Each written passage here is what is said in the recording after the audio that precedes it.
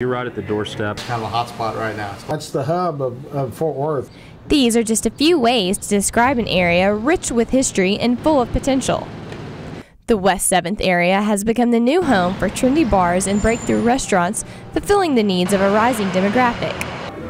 Develop that void analysis, overlay it on each other. What needs to be here? What is the market telling you wants to be here? The developers have really come in here, and we've got some real fine restaurants and movie theaters, the bowling alley, and movie tavern, jewelry stores. We've got a little bit of everything over here now. 7th Street area is really kind of the new modern version of Fort Worth.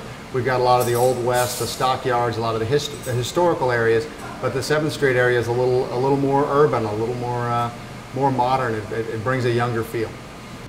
John Fainter, the Senior Vice President of Development for the company that took on the West 7th project, said the development of the area was brought on by its destructive past. You know, when the tornado came through in 2000 and went through the Montgomery Ward project down the street, it caught people's attention that, hey, this is a unique piece of property. There could be something, this area could be developed into something bigger. And with over 100,000 square feet of office space, around 550 apartment units, and 275,000 square feet of retail space, it has become something bigger.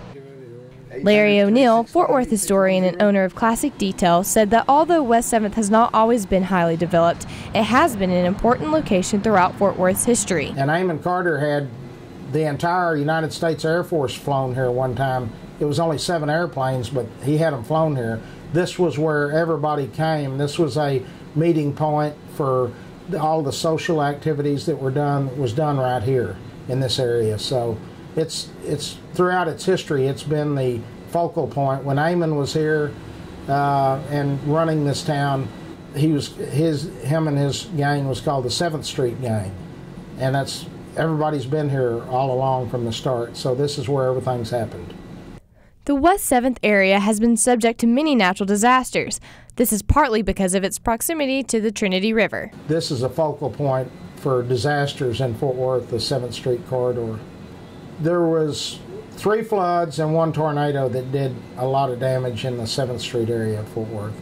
Through history and new development, the driving force behind all of the major events on West 7th seems to be the location. It's close enough to all the shopping you need. It's close enough to downtown for business reasons. Very centrally located in the town, right next to all the museums, Will Rogers. It's just a perfect spot to be.